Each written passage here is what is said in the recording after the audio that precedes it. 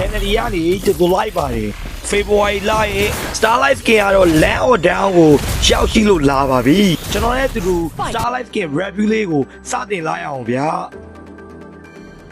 K1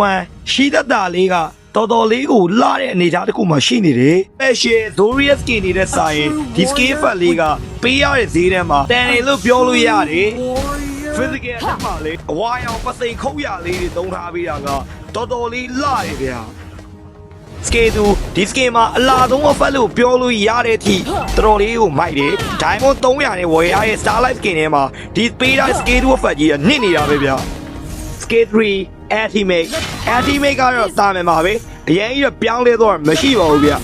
ကျွန်တော်ကတော့ channel တွေကနေစီစဉ်တက်ဆက်သူကျွမ်းမိုင်တဲ့ဖြစ်ပါတယ်ကဲနောက်ဗီဒီယိုများမှာပြန်လဲဆုံတွေ့ပါအောင်မယ်ခင်ဗျာကျွန်တော်ရဲ့ YouTube channel လေးကို like and subscribe လုပ်ပေးခဲ့ပါအောင်ခင်ဗျာ